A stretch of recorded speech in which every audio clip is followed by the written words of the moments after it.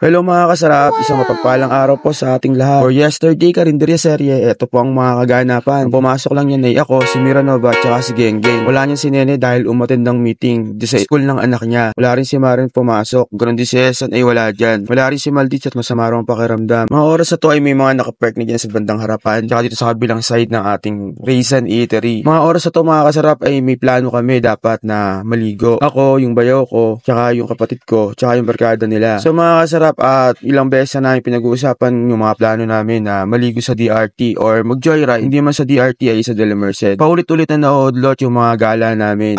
Tuloy ko lang dito sa parking, chinek ko na nandito pa rin yung motor ko na si Yakuza, bukas yung ilaw. Hindi na pala bukas yung ilaw, nakapatay na yung ilaw. And then dito sa parking, nandito pa rin yung sasakyan ni Boss Otong. Hindi ko alam kung kailan aalis pero okay lang, pabor naman sa atin yun na nakapark sila. Yun po yung sasakyan ng mga beverage. Mga oras na to mga kasarap ay marami tayong customer. Oops, may pa-picture kasi mayor. Mga kasarap, yung plano nga pala namin noon pa, last week pa dapat namin plano. Hindi lang natuloy dahil umuulan at hindi maganda ang panahon. Kaya ang nangyari nung last week ay nagsimba na lang kami sa Padre Pio. Oops, may commercial, yung aking lucky charm na si Mingming natutulog. Tulog na tulog. Mga kasarap, plano kami na magpunta ng DRT. So, dapat itong mga oras na to ay plano namin na matuloy ng alauna para maaga kami makapunta ron. Makagala, makapag-picture, makagawa ng content at makaligo. Ang sama-sama. Bali, ang plano namin dapat ay alauna, kaya lang mga oras na to ay hindi pa kami matuloy-tuloy dahil walang may iwanang magbabantay at hindi naman kaya ni Miranova na maiwan sa harap and then siya pang magkakaha. So, plano dapat na pumunta si Malditz ngayong araw na to para magbantay, kaya lang ay masama pa daw ang pakiramdam niya and then kung bubuti ang pakiramdam niya ay pupunta na siya. Ang ano ko naman si Esan ay nasa practice at sabi din niya tatapusin niya agad yung practice para makauwi na siya dito at makaalis na kami. So mga kasarap, mga oras na to ay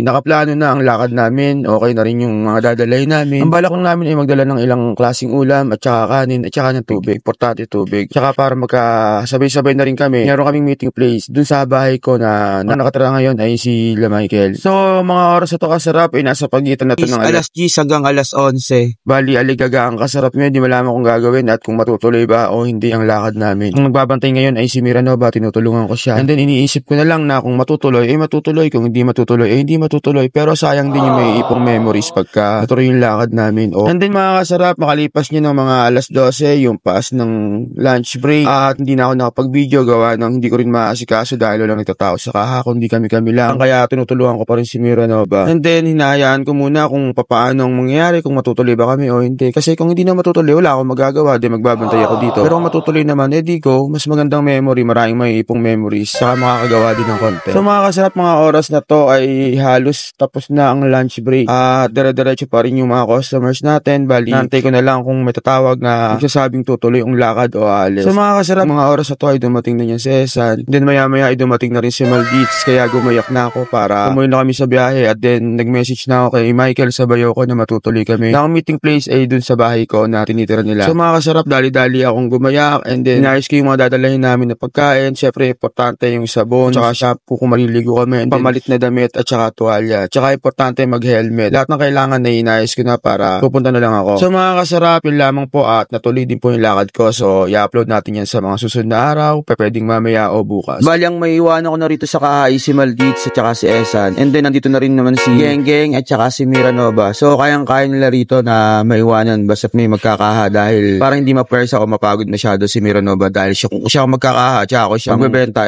medyo mahihirapan siya at isa lang kasama niya, magiging dalawa lang sila. So ngayon ay marami na silang naiwanan dito kaya pwede na kaming umalis at ko na tuloy na ang lakad namin, ang aming DRT trip. Kaya hindi na ako nagpatumpik-tumpik pa, niready ko na lahat ng gamit ko, lahat ng kailangan ko at aalis na ako mga kasarap. Babalik din ako, mag-i-stroll lang kasarap nyo. So lang mga kasarap, maraming salamat at lagi ko nga tatandaan na lahat pwede pero hindi lahat dapat. Bye-bye!